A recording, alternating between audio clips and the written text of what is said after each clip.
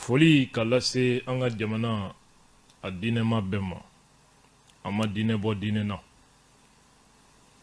Mali alisamɛ bɛɛ bɛ ɲɔgɔn sɔrɔ silamɛya kafo tɔnba min kɔnɔ, n'an ko a ma Haut Conseil Islamique du Mali.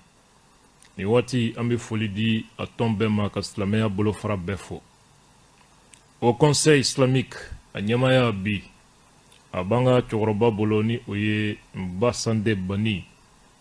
Belebele a dalen bɛ denbaya la ni waati la ka fɔ ka waleɲuman dɔn. Segu Mawuludu o ka kan ka daminɛ juma nata. Sirifukɛ Ba Sande Bani a bɛ Segu. Ni Ala sɔnna an bɛ don ɲɔgɔn fɛ Segu ka Segu Mawuludu janjo ka fifa ɲɔgɔn fɛ. Juma nata insha Allah fo ka taa Mawuludu kuncɛ an bɛ Segu.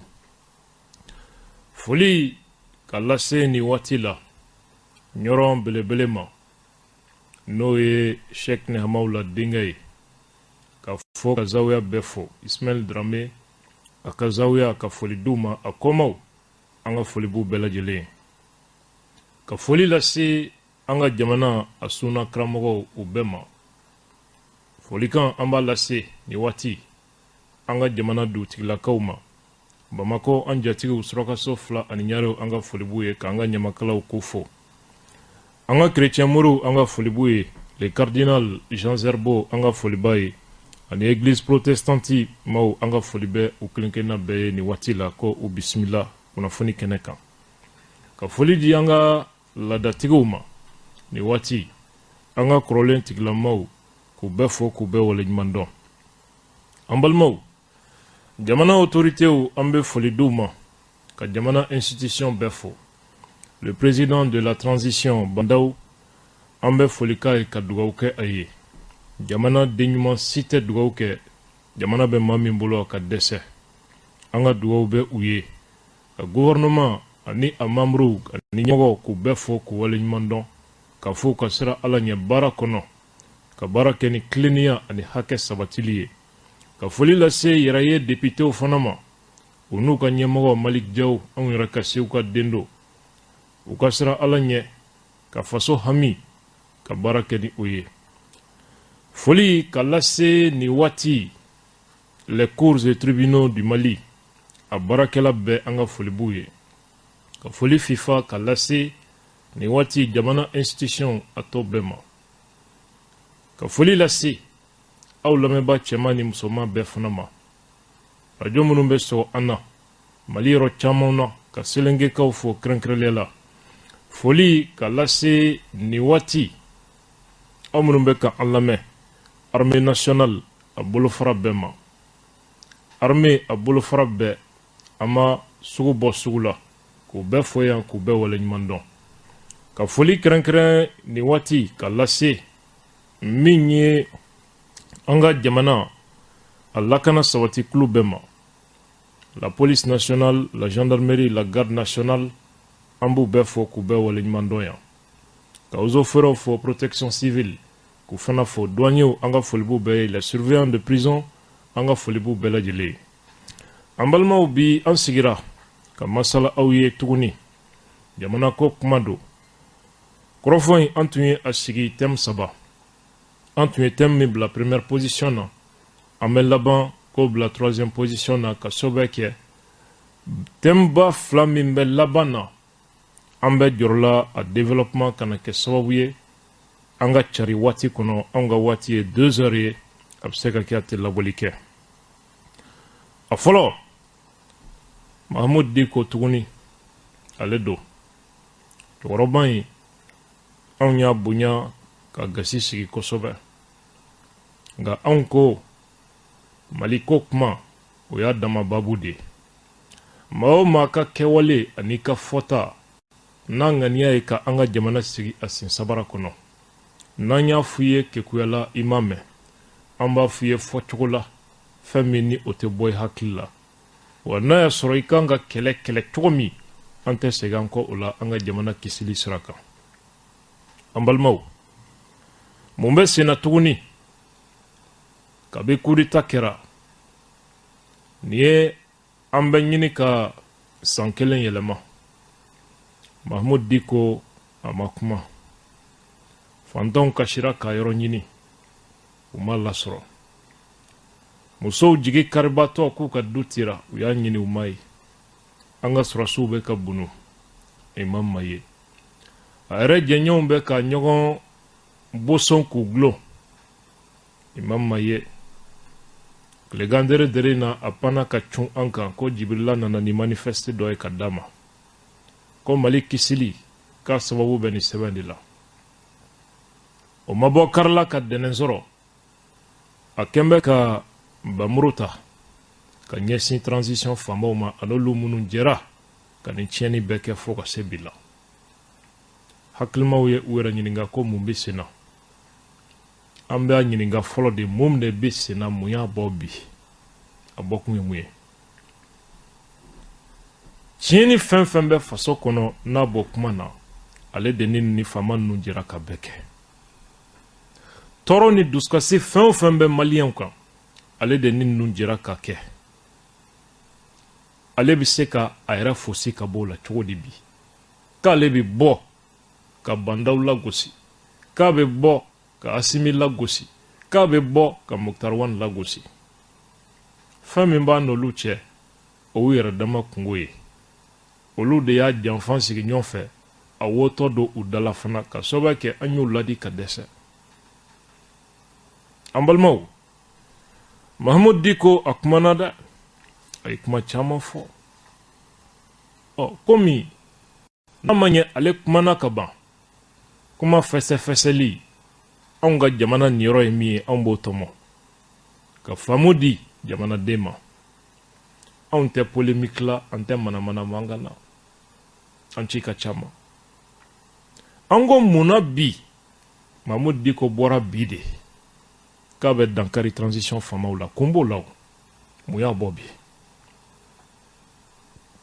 an ko n'i y'a ka kuma ta k'a lamɛn k'i hakili sigi a fɛ i b'a ye k'a fɔ Muktar Wan o de viselen bɛ ka tɛmɛ tɔw bɛɛ kan ale de dun kɛra sababu ye ka Muktar Wan ka di ka kɛ premier ministre ye an ko mun bɛ yen Bubu ta si don wa ayiwa basi tɛ a ko Muktar Wan k'a kun salen don un premier ministre froid kɔrɔ de bɛ nin kuma fana na a kɔrɔ ye di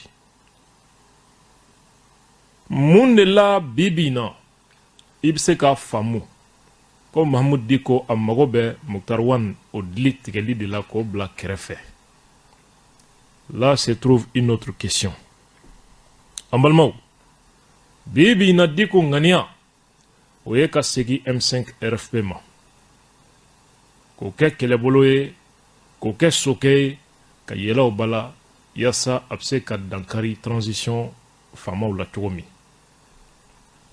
mun na a b'a fɛ k'o kɛ kɛcogo jumɛn fana na an ko hey Choguel Kokala Mayiga n'a ma farati nji min tɛmɛna sira min fɛ a yɛrɛ b'o sira de fɛ an balimaw babu a filanan o bɛ tali kɛ Mahamud Diko ale bi ale don maa caman bɛ ka kuma Diko ani terrorisme cɛ lien maa caman b'a kuma fɔ Diko ani djihadi lien maa caman b'a kuma fɔ a yɛrɛ ko dalilu tɛ maa si bolo ale ka ko kolon kɛlen na walima k'ale fɛn dɔ labɛn ka ɲɛsin mɔgɔ dɔ ma walima jamakulu dɔ ma k'a dalilu tɛ maa si bolo Mali kɔnɔ an ko an b'an bolo fila kɔrɔtan k'a fɔ an b'a bolo jigi a y'a bolo kɔrɔtan ni o hɔrɔnya kan min ye ani cɛya kan min ye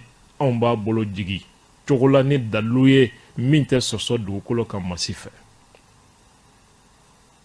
jamana procureur a y'u bɛɛ lakunu su in na dɛ a ka service de renseignement ma wa k'u lakunu k'u ka sogo bila dossier wɛrɛ bi yan min tɛ sogo ye baara min n'o bɛ se ka tugu a la o y'u kungo y'u bolo anw tɛ manamana journaliste ye an tɛ manamana kanfɔla ye an b'a dɔn an bɛ min fɔ en âme et en conscience avec tous les éléments incontestables défiant toute forme de contestation en balimaw Mahmoud Diko, programme Mimba Bolo, est comment déstabiliser le Mali et le Sahel. Ka dine fitne wuli joli ka bon. Ma caman jatigɛra biw. Ko ni kuma ninnu ka giri su in na. Ko dalilu b'a bolo wa. An balimaw a ye bisimila kunnafoni kɛnɛ kan. Anw b'a dɔn an bɛ kuma min na. Mɔgɔ caman de tɛnɛ ka kumaw kɔrɔ dɔn. Ni minnu bɛ ɲɔgɔn na olu b'a dɔn bɛ ka min fɔ. U b'a kalama. Minnu bɛ manamanakan ni nɛni na an ma jigi u la dɛ. U t'a dɔn ne bɛ ka min fɔ. Ils ne savent pas. Ayiwa jamana faama caman bɛ ɲɛfɛ a kana jigi u la u tɛ fɛn dɔn dɛ. Ma caman bɛ jamana mara la u tɛ foyi dɔn. Foyi t'u kunkolo la. Ils ne savent pas. An balimaw, terrorisiw ka miirijugu dilanbaga min bɛ Qatar, a tɔgɔ ye ko Youssef Al-Qaradawi, jɛ jumɛn b'a ni Mahmoud Diko cɛ? Là également, Choguel fait fausse route. On va rappeler à Karisezi Jona. En balimaw o kɔfɛ, ministre des Mines, ou ka bolofram bi wele ko Agence nationale de développement des biocarburants. A directeur u y'a wuli, nka ko a ma jɛ ni wulili ye ka sababu kɛ o ye a remplacer ni maa min ye o tɛ fonctionnaire ye k'o ye sariya sɔsɔ ye. O ministre labanna ka sɛbɛn kɛ, tribunal u ye mandat da directeur kɔrɔ kan min banna ka passation de service kɛ ka taa datugu Mamadu Madani Diallo a bɛ kaso bonba la bi. Dossier a bɛ tribunal o bolo kan, kuma caman bɛ ka fɔ a la. Ministre kɔrɔw olu caman kumana k'u dan tigɛ. Ni Ala sɔnna ma an bɛna u ka jaabiw ka a da aw tɛgɛ bi. La vraie info, c'est du vrai changement. Yɛlɛma, ale tɛ kɛ janfan kan, ale tɛ kɛ tiɲɛni kan, a tɛ kɛ tɔɲɔ kan. Yɛlɛma bɛ kɛ tiɲɛ ni ladiriya de kan. Mali bɛ sira min kan bi, maa o maa ma se ka ja sɔrɔ k'e ye intellectuel ye, ko e ye révolutionnaire ye, ko e ye fasoden ɲuman ye, ko e ye politiki mɔgɔ ye, jamana bɛ sira jugu min kan bi ko e bɛ dɛsɛ ka bɔ ka kuma, hali k'i dabɔ Mali ko kuma na i ka nationalité falen. Ça montre clairement faso kanu t'i la, a hami t'i la. Jamais maa o maa k'i faso hami b'i la o tɛ t'i da de k'i sigi ka faso to ni situation. Kaso kɔ tɛ, saya kɔ tɛ, an bɛɛ bɛ sa don dɔ. U kana dan kaso ma, u kana dan marifakisɛ ma, kɔrɔ tɛ b'an bolo, ni si kɔ tɛ. Kumakan min b'an da n'an y'i ti n'a ye a banna, fɛn min ja kɔfɛ, e bɛ se k'o kɛ. Anw mago t'an kɔ kuma na, tiɲɛ ye min ye, n'o dɔnna ka ban, anw mago t'a tɔ la bilen. Nin de ye an donkan ye, bi jamu kɛnɛ kan, sira di an ka na. Ces événements se déroulent entre... Des nouvelles exactes, rechercher et dire la vérité. Leur métier est un des plus beaux et des plus bien pour tous. Bismillah, émission Miroir Keneka. Ka foli bila ni waati la maa o maa minɛnen bɛ affaire de déstabilisation na Bamakɔ kaso bonba la n'o ye Vital Robert Diop, Mamadou Kansai Mamadou Kone ani ka taa se min ye an yɛrɛ kɔrɔkɛ ni an baraɲɔgɔn n'o ye Rasbachi ye. An ka foli bɛ u bɛɛ ye ni waati. A nisɔndiyalen bɛ kosɛbɛ ni an dɔgɔkɛ bilali ye n'o ye Petit Gimba ye.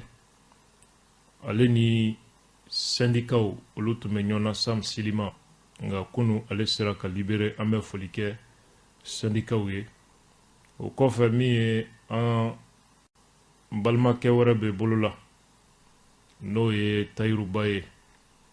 Waati a fana gɛlɛya donna ani magistraw ka syndikaw ni ɲɔgɔn cɛ. Ni Ala sɔnna dɛnɛ nata a ka jugement bɛ yen. Ayiwa an bɛ hali bi yafa deli kɛ magistraw fɛ an'u ka syndikaw bɛɛ yaasa sɔnɔgɔya bɛ se ka don a ko la cogo min un grand frère ne grand frère do ka soba ke a dogo ke ni lycée ke Segu no e marbaye Taruba abseka ay restro chomi kata ka demela yanga espoir ali biambe wole bla magistrature syndicat ma yasa ni konu ngelen num sega bla anko chomi mo chamaye a constaté qu'a fort bi émission miroir temna déstabilisation affaire au te anga temu la spécifiquement a bani haknawdo mi avocat wi olu fana be an bilasira kuma caman maître Abdraman Ben Mamata Touré a tun ye a kanu k'a fɔ dossier a bɛ siraman kan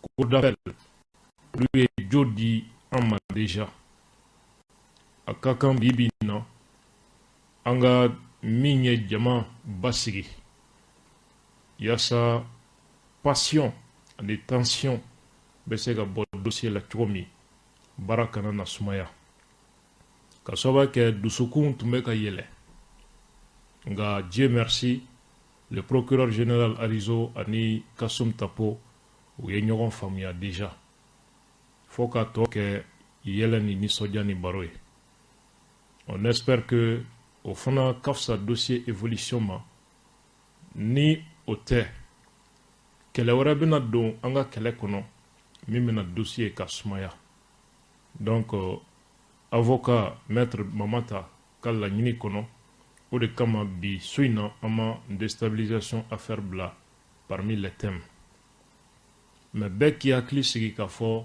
le dossier avance positivement. C'est notre plus grand souhait. Justice ka bɔ nin dossier na avec honneur, avec grandeur. Les innocents aussi qui sont en prison, qui puissent être libérés dans la dignité. U ka segi u ka danbe ma, u ka segi u ka famille ma, u ka segi u ka baara ma, ni kunkɔrɔta ye, ni hɔrɔnya ani danbe dafalen ye. O ye anw ka souhait ye.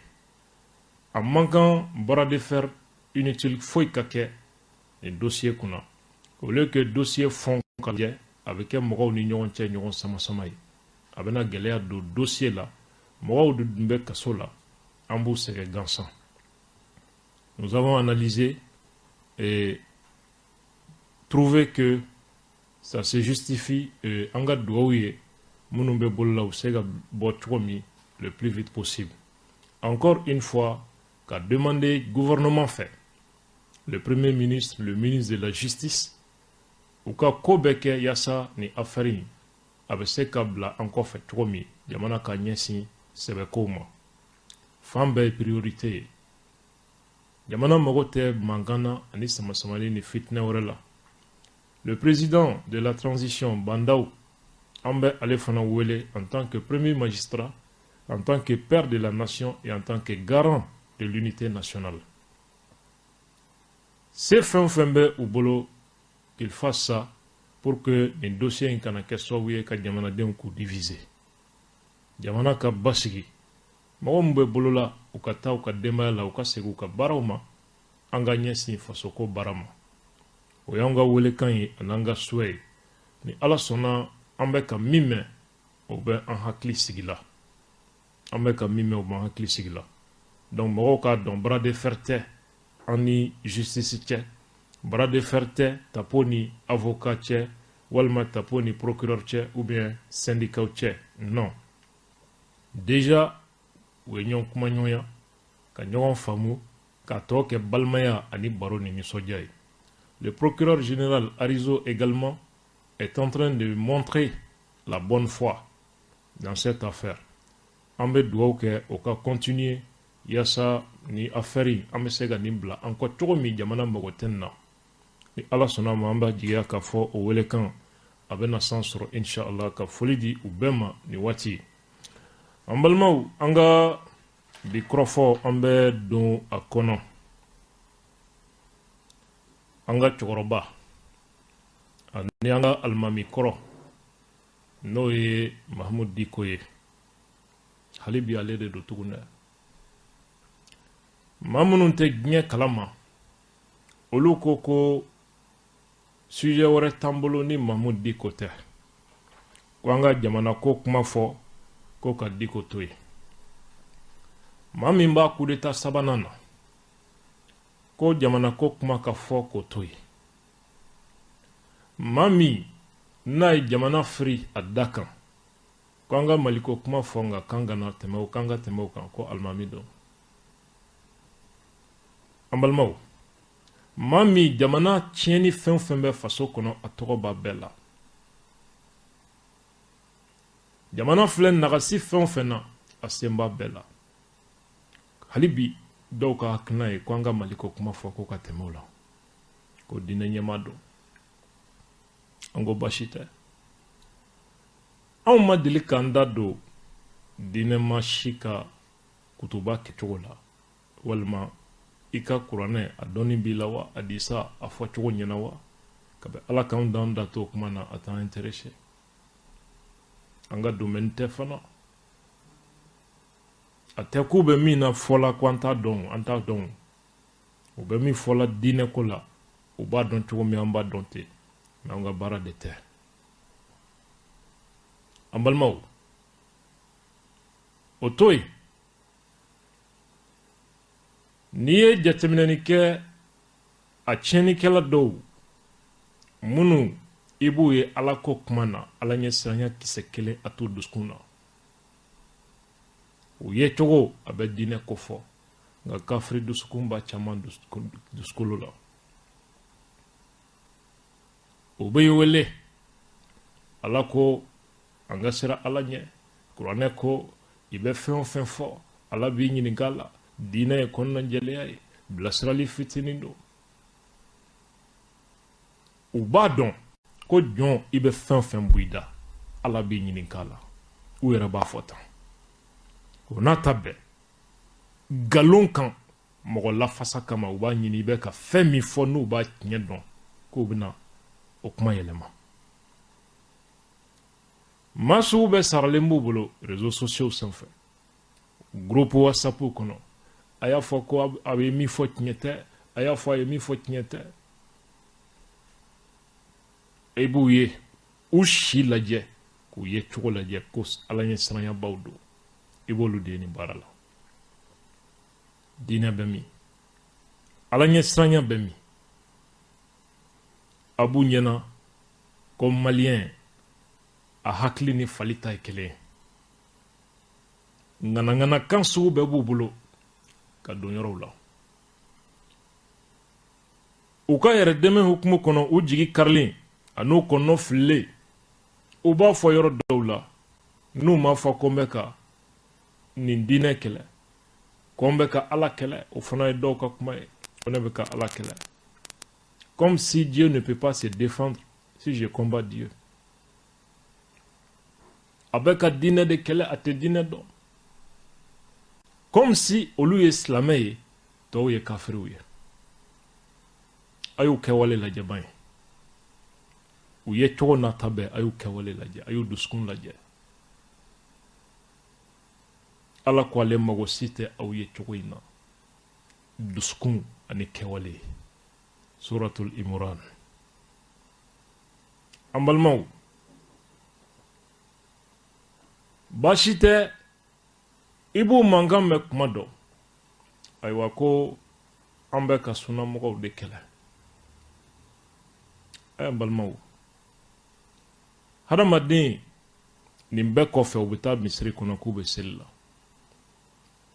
o bɛɛ kɔfɛ i b'u kan mɛn ko hadamaden sera ala ɲɛ k'i bɛ fɛn o fɛn fɔ ko ala b'i ɲininka la nin y'o maaw de ka kuma ye tan anw ma deli ka sunna karamɔgɔ si kɛlɛ walima sunna taabolo si kɛlɛ walima sunna taabolo tiɲɛ don tiɲɛ tɛ anw dama deli ka don nin kuma na an ka sira tɛ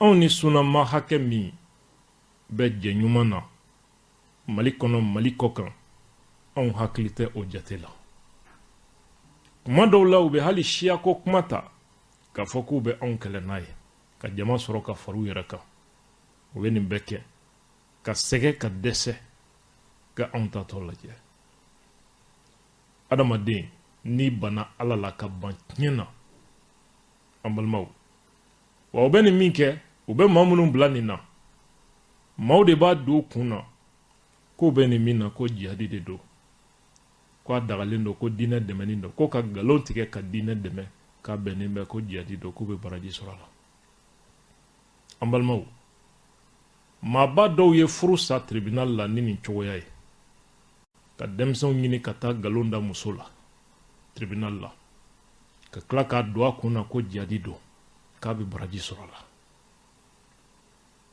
la Allah anw t'a fɛ k'an da don famille ko kumaw la n'o tɛ fa bɛ don dɔ la dɔ ka du bɛ ci dɔ bɛ sa dɔ bɛ kirin dɔ bɛ bɔ silamɛya la ka taa don fɛn wɛrɛ la a ye tribunal jateminɛ a ka ɲininkali kɛ an balimaw anw ko Mahmoud Dicko bɛɛ bɛ k'i yɛrɛ ɲininka mun y'a bɔ k'a bila transition faamaw la a sen donna baara bɛɛ la coup d'état kɛra a ye M5 janfa a niyɔrɔ dira ma palais de la culture kelen in na a ye transition mɔgɔw bagabaga ko ko sira bilala u ye ɲɔgɔn ye o kɔfɛ k'a tɛrɛmɛ a niyɔrɔ dira ma fɛn bɛɛ la fɛn bɛɛ ka taa o don fo bi Mahmoud Dicko ma kuma bilen bandaw sigili a sen donna a la ka transition président sigi bandaw Mokhtar Wane ale de y'a kofɔ a taara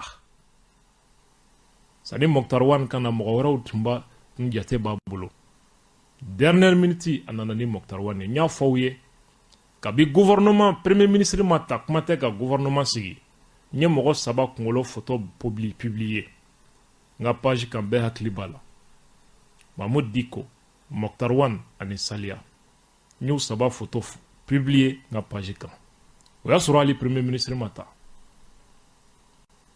munna ka sababu kɛ Dicko de yɛlɛla ni nin 2 bɛɛ ye kati information sera anw ma ko Wane premier ministre Saliya bi ye gouvernement kɔnɔ gouvernement siga a kɛra o kɛcogo ye exactement bi ko b'a don maaw kun na ko gouvernement ye ko Dicko t'a kalama k'a t'o fana kalama quoi a ka maa hakɛ min bɛ gouvernement in kɔnɔ a bɛ se maa 8 hakɛ ma Mahmoud Dicko CNT min sigira a ye maa hakɛ min don a kɔnɔ an ye maa caman ka jate la minnu tɛ ka ɲɔgɔn sɔsɔ k'a bɛ se 30 ma o nin tɛ jamana nimayɔrɔ min n'a ka mɔgɔw bilala ye opérateur économique natɔ don n natɔ don aw ma ça arrive an balimaw nin bɛɛ kɛra kuma min pour que M5 ka kɛ cɛ sonsorolen ye ko ni misi taara ka misi birila to a bɛ kɛ cɛ sonsorolen ye a y'o baara de kɛ M5 na Sheikh Umar Sisoko a bɛɛ y'a kumakan mɛn ko Dicko de y'a fɔ sɔrɔsiw ye ko maa tɛ M5 kɔnɔ min bɛ se ka jamana mara ko maaw tɛ o kɛlen a ye n ji min bila ka M5 ko daga ci bɔgɔbɔgɔ le M5 est mort de sa belle mort Issa Kanji min ye marifa ta ka yɛlɛ sofɛrɛ kun na ka kɛ muguti o muguti ye ka M5 ka du min ye gɔngɔnbilen wuli ye ka tɔn jɛnsɛn bɔgɔbɔgɔ ko affaibli cɛkɔrɔba dilalen don a ma kuma ka M5 gɛn ka bɔ Semasi siège la Dicko ma kuma M5 mɔgɔw ko an ma k'u taara Dicko ɲininka k'a ko n'a y'aw gɛn a ye taa a ye bɔ yen an balimaw ayiwa k'a t'o fana kalama k'o fana kɛra ɲinɛma o fana bɛ ka fɔ bi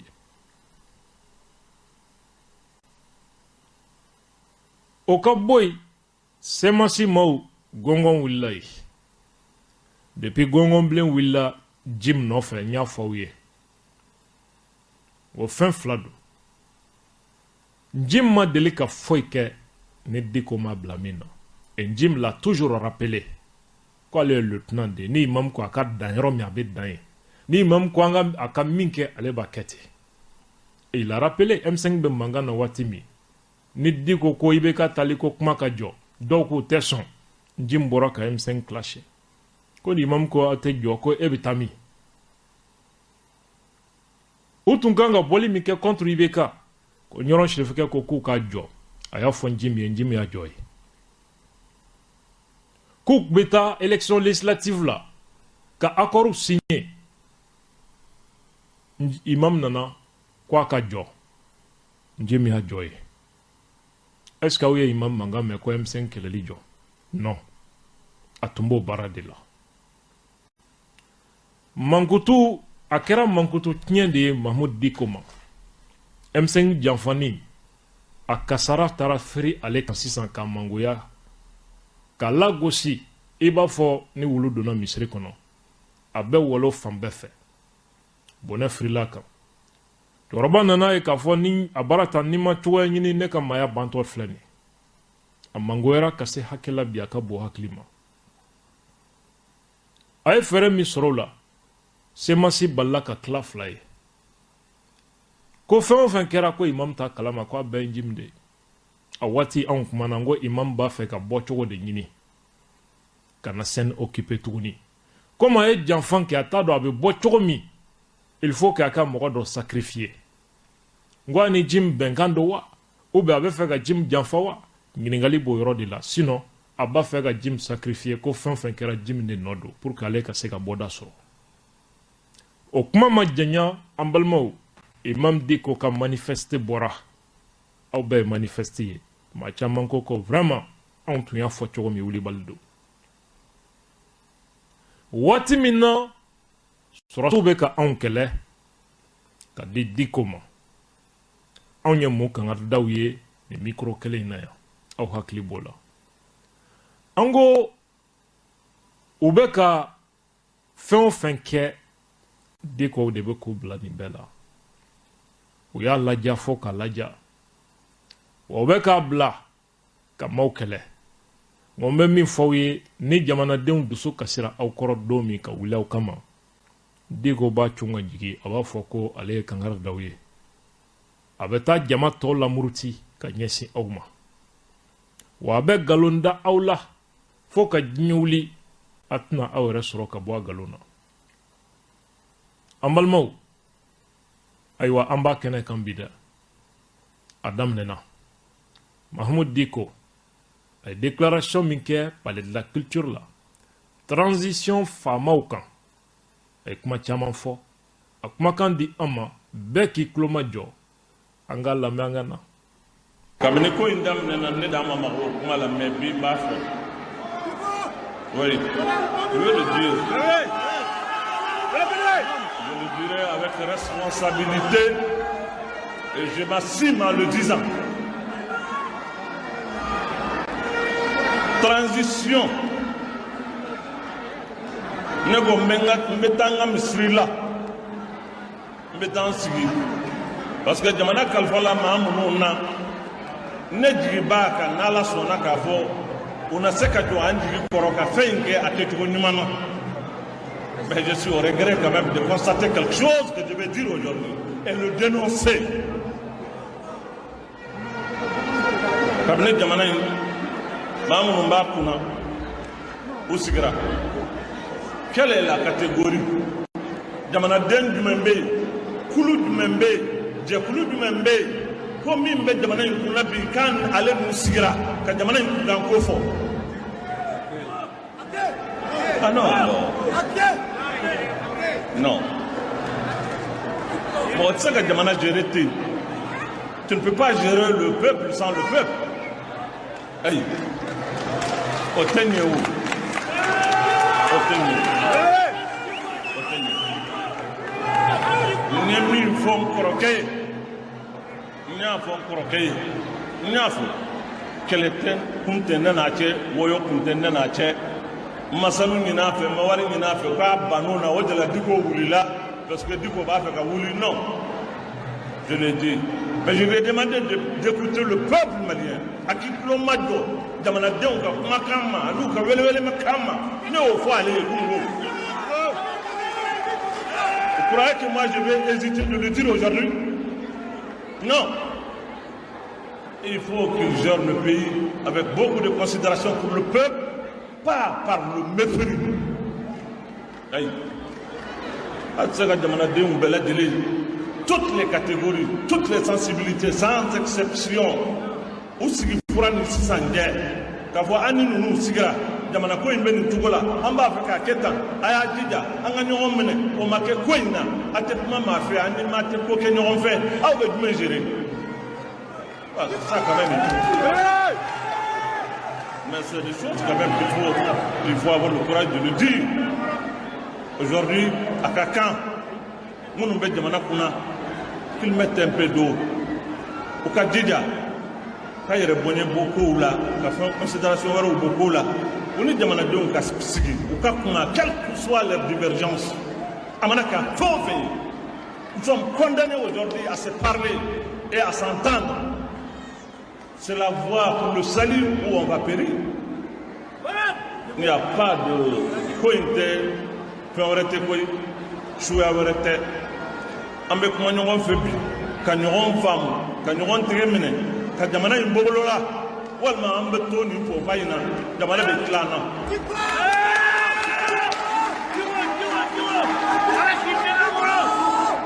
Ça, vraiment, je voulais le dire. Je ne sais pas le commentaire que les uns et les autres vont en faire. Bon, ils sont libres de commenter comme ils veulent. Traiter du corps, faire de lui tout ce qu'ils veulent. C'est pas l'essentiel. L'essentiel, c'est le Mali.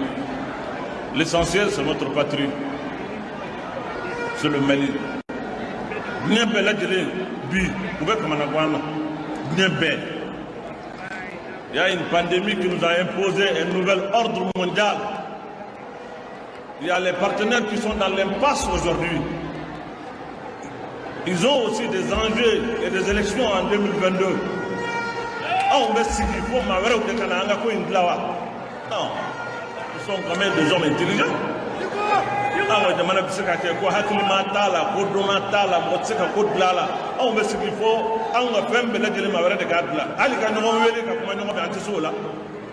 Non.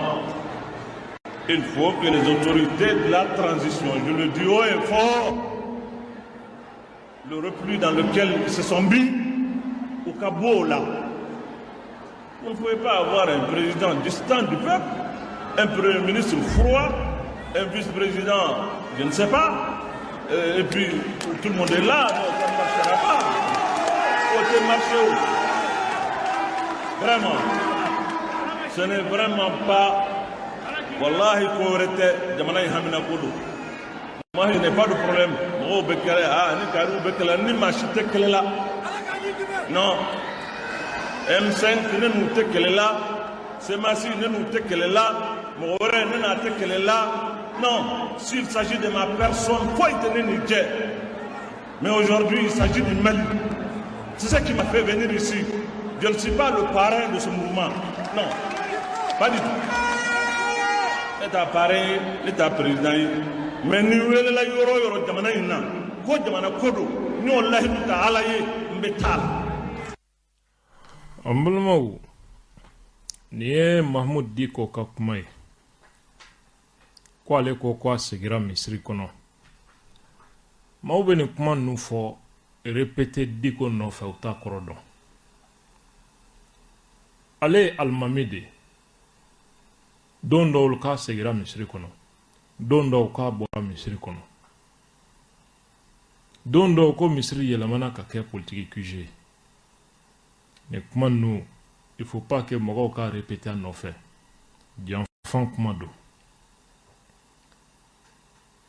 Alimami yɛrɛ k'a fɔ n bɔra Misiri kɔnɔ, n segira ka na Misiri kɔnɔ.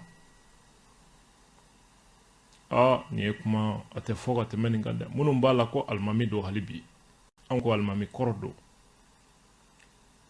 N bɔra Misiri kɔnɔ. Nka a bɛ k'a fɔ ni kɔrɔ jumɛn ye? N'a y'a niyɔrɔ sɔrɔ, aba fɔ ko ale alimami de ye n segira misiri kɔnɔ n'a ni yɔrɔ bilala farati la a bɛ wuli ka bɔ a ko n bɔra misiri kɔnɔ n nana tuguni ko jamana taabolo man ɲi a dun ye fɛn o fɛn kɛ daden na k'a bɛ misiri kɔnɔ jamana ni halaki tɛ fila ye dɔ kɛra da kalo 6 farabugukaw filɛ nin embargo kɔnɔ Mamadou Diko ma bɔ kɔngɔ bɛ maaw kan ye minɔgɔ b'u kan maaw ka foro jenina hectare 30-40 ka jeni ka ban terrorisiw fɛ Mamadou Diko ma kuma ni y'a kalo joli ye Mopti mara kɔnɔ duguw bɛ ka ti bɔgɔbɔgɔ ka musow fa ka denmisɛnninw fa ka jiginɛ jeni ka dugu jeni ka ban Mamadou Diko ma bɔ k'a bɛ misiri kɔnɔ fandanw ka du tira zone reporter la u ye makaritɔ kuma bɛɛ fɔ muso kumana yan ka fɔ k'u sera Mamadou Diko baraka ma sɔn k'o reçoit Diko ma bɔ a ma kuma transition faamaw k'u ka bɛɛ lamɛn an ni nin ye hakilina kelen ou pas k'o tɛ k'u ka bɛɛ lamɛn Diko y'a fɔ da ko CNT bɛ sigi ni décret min ye o décret sɔsɔra ka M5 kɛ den kɛrɛfɛ ye ka parti politique kɛ den kɛrɛfɛ ye Diko ka mɔgɔw taara ka bila kɔnɔ Diko ma kuma a ko c'est bon Semasi ni M5 ye tɛlɛ ci fo ka taa gosili b'o la ka laban ka M5 gɛn ka bɔ k'o bila kɛnɛ ma imam ma kuma se kɛra ma gwada t'a la nin bɛɛ kɔfɛ ayiwa alimami nana k'a bɔra misiri kɔnɔ k'a nana k'ale kun filila tuguni dɛ k'a filila tuguni de ko ka fɛrɛ kɛ Muktar Wan fana ka bɔ yen an balimaw u ko an ma 2012 yan ko ni maa ma voté IBK ye k'i tɛ silamɛ ye ko silamɛw ka candidat don ko ala ɲɛsiranya baba ko n'a kɛra président ye di koɲɛ ni gulɔ koɲɛ k'an b'a bɛɛ sɔrɔ Mali kɔnɔ ko Jibirila wa f'u ye u ye IBK ta kalo damadɔ ko IBK tɛ ka dayɛlɛ u taara CICB la ka taa IBK menacer o kɔfɛ a y'u wele tout allait bien fo 2017 fo Diko dabɔlen mission de bons offices la a n'a million Diko wulila ko Bobo ye nɔ dɔn a ye maliyɛn wele ko Jibirila nana dɛ k'a fɔra ko Mali tɛ sabati ko ni Bobo ma taa u y'o gɛn ko a yiral'u la ko maa min ko n'o bɛ se ka Mali sabati ko Bobo don u y'o sigi o fana banna u ka ko kuntankɛw ma waati min u ko Jibirila nana k'a fɔra ko Bobo ko n'a ma bɔ jamana kunna ko hɛrɛ tɛ yen M5 ko lancera u y'o fana gɛn ka IBK gɛn ko nimisara IBK fana tali la kama bɛn transition faamaw u ye tɛgɛrɛ ni janjɔ f'u ye ka dugawu kɛ Diko ko k'u ye baara ɲumanba kɛ ko jamana bɛna sigi kura ye bi n'i y'a ye a kumakan ye transition faamaw ma ko olu fana ko ale nimisara dɛ ko a filila l'éclairé les sages ala ye don o don dan ale filila a bɛ ka jamana ta tiɲɛ don o don ka taa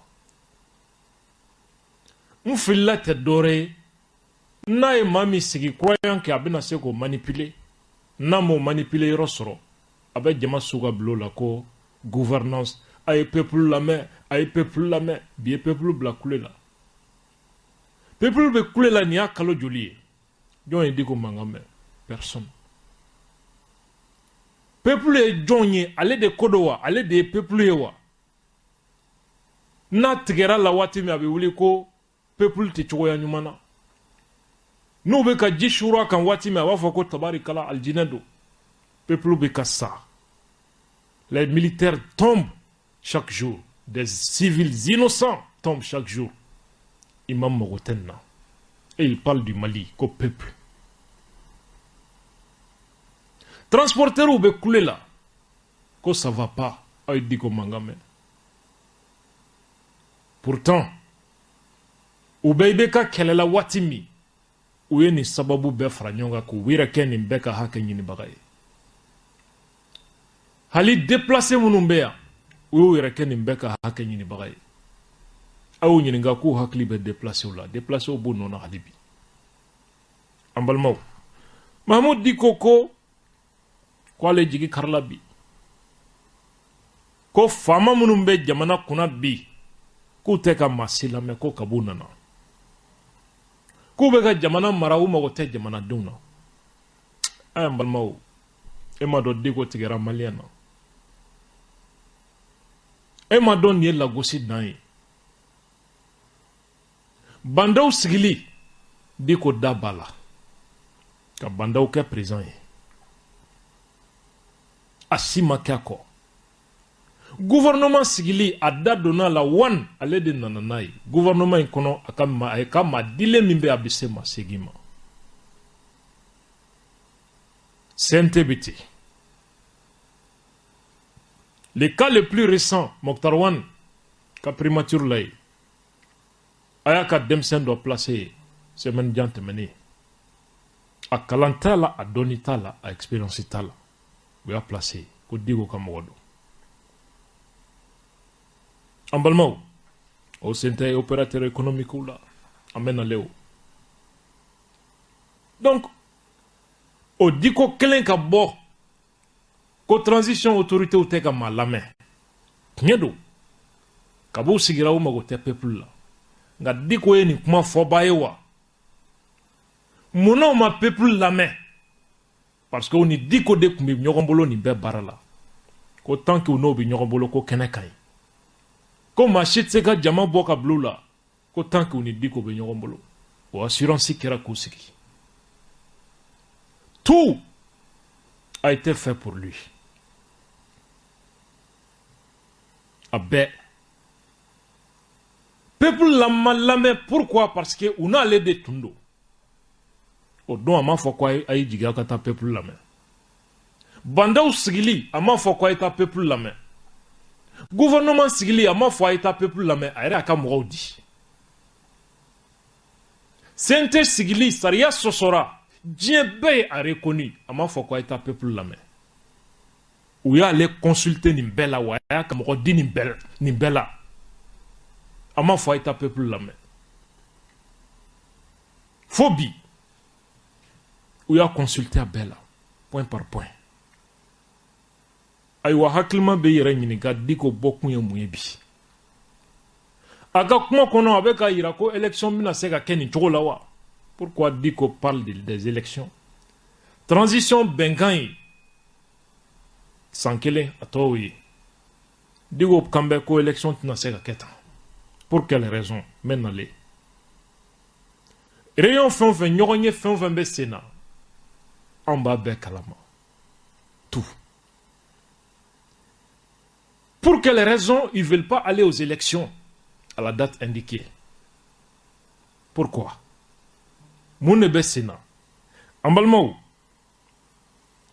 Ko bandau. Ko yoraka jam peuple là. Quoi be palais là et quoi tega jigi kanon machine en fait. Le président Bandao a une attitude fais-moi gagner kabo. Fais-moi gagner kabo.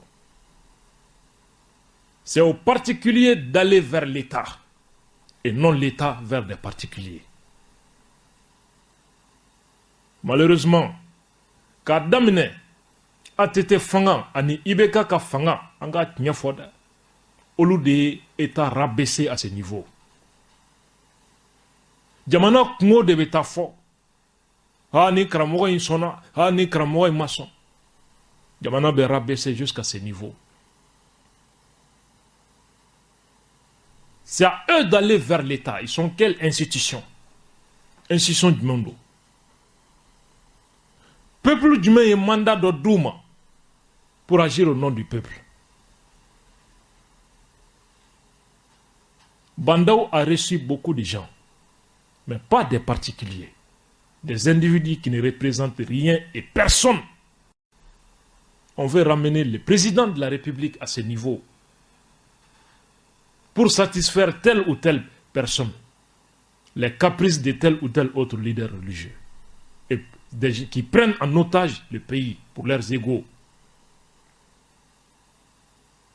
Un homme d'État s'assume.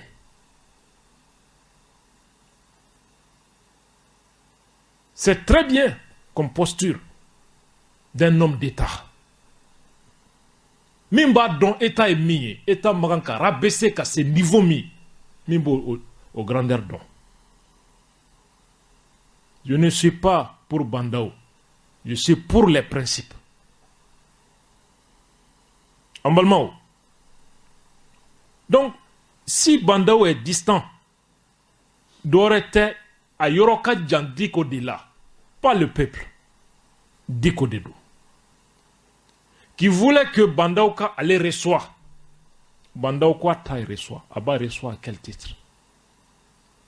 Quoi ne trophée don nanako Djamana Kungotani? Mata Djamana Kachila. Anta don trophée n'y anta di kundon. Ma chite état piégé. Anti reçoit. Bandao Yoroka Djamana deuna a korofle parce que diko de peuplé. Ni momi Yoroka Djan allait là, au koro Yoroka Djan peuple là. No kele willa abeta Djaman nege. Ko fama o mogotaula. Écoutez le peuple, écoutez le peuple. Quel peuple? Et peuple y est bide. Bide y est peuple. Bandao de ko kwa tête d'eau à kasso. Quoi tari soit. Quel est conflani en balmont? Quel est conflani? Ako un premier ministre froid, ko premier ministre Mokhtar Wane ka kun salendo. En balmont. Digo badwa kun salendo. Pourquoi? Mogo kun salé itaro d'État ko malika here ko de sega malibo dinge kono kano di bandauma. Pourquoi? Adado e ma foi kun salendo. Aye kalo jolike e ma foi kun salendo. Aye ka déclaration de politique générale ke e ma foi kun salendo. Phobie. Hakelma ba ere nyininka. Pourquoi diko di Mokhtar Wane kun salendo? Un premier ministre froid akoro deni. Quoi kun salendo galabu a galabu mankene? Pourquoi? Parce qu'il croyait que a combat nyana ko mogo kun salen de fanado n'ale a sigi a ba manipuler ni marché kanga di aka opérateur ube ale ni ro emi o kata ka dama mogo min kanga boa joro la ale de ko foay mogo min kanga nome yoro mi ale de ko foay di ko kera adama président yi ka état ka prérogative ta ka ti dasso État ka prérogative ou beta kadama, il fait ce qu'il veut de l'État. Et ça ne gêne presque personne. C'est ce qui est malheureux. Moi, minkanga wuli minkanga sigi, allez de beau déterminé. Apparemment, on be ka miye, Mokhtar Wane a sigili kuma kalo damne ni fen nuna. A kunkera iba fo mogomi a chawchawra iba senti quoi te foi kuna mais ni wati laban nuna on a l'impression que il est de plus en plus vu. Il commence à prendre les choses en main. Apparemment abina fo bandaouye carte bedama ka jigisigi ka renforcer aka barakona la. Et ça fait pas plaisir à tout le monde. Parce que d'où fait marché ka di olu ka opérateur économique ou ma. D'où fait façon na folo ka blaulu de ka boloka. D'où fait mogo munu be nommé service mina olu de ka ke. Mim kanga boy olu de ka ke. Voilà pourquoi Mokhtar Wane ko kun salendo. Parce que ou kunyena obena manipuler ka do dami fait à quoi te. Bobo ta nyona ndengedo Laji Burama denkɛ ye nin y'an yɛrɛ denkɛ ye, an b'a dɛmɛ, dɔnniya b'a la kojugu. U y'o nommé. Se kɛra Bubu ma, a ko a ye nin wariko in lajɛ. Bubu ko a tɛ se ka kɛ, jamana tɛ se. A ko Bubu fana ka taa. Mokhtar Wane, n'i ye Diko ka kuma ta ka lamɛn, i b'a ye k'a fɔ a diminen bɛ président de transition Bandaw kɔrɔ, nka a ka cible, a ka nin posture kɔnɔ, a ɲɛsinen bɛ gouvernement ɲɛmɔgɔ de ma, kɛrɛnkɛrɛnnenya la. Anw tulo b'a la fana ko remaniement kan ka kɛ n'o ye gouvernement falen ye. O gouvernement falen kɔnɔ, Diko ka ministre minnu bɛ yen, olu de bɔtɔ don gouvernement na wa? O gouvernement do wa? La question est là. Pression de bɛ ka kɛ ka Mokhtar Wane bagabaga wa? Pour que olu ka to yen wa? La question est là. Ou bien a b'a fɛ ka Mokhtar Wane détruire, ka mɔgɔ wɛrɛ de bila premier ministre ya la Mokhtar Wane nɔ na wa? La question est là encore. Ani Ala sɔnna ma an ka taa dɔrɔn. Nin bɛɛ bɛna jɛya dans quelques jours. An balimaw. Donc, imam ka kuma ko mankan t'ale ni M5 cɛ. Fuse ni Amion Gindo ka kɛnɛ a kun invitera a bɛ ka nin kuma fɔ yen de. Est-ce que o kuma fɔ yɔrɔ y'o ye? Kɛlɛ tɛ ni M5 cɛ, kɛlɛ tɛ ni Semasi cɛ. Jɔn y'a ɲininka ko kɛlɛ b'u cɛ? Ale de bɛ ka nin bɛɛ fɔ. Munna a bɛ ka nin fɔ? Parce que a b'a dɔn pour que a ka transition fanga kɛlɛ, fo a ka ye kulu dɔ de kɔnɔ. Ale tɛna se ka kulu wɛrɛ sigi bilen. Mɔgɔw dalen t'a la bilen. Il faut que a ka segin ka na M5 de kɔnɔ. N'a segira ka na M5 kɔnɔ, a bɛ se k'o jama dalajɛ. Ji min de nɔ don ne kun tɛ. A baara daminɛna. An bɛna s'a ma sisan. O kama an balimaw, anw ko ani ni sɔrɔsi ninnu ani gouvernement cɛ, o y'u kungo y'u bolo. Olu de jɛra ka jamanadenw janfa fo ka se bi la. O kungo b'u yɛrɛ bolo, anw tun y'a sudaw la n'u ma faamu, a b'u bolo yen.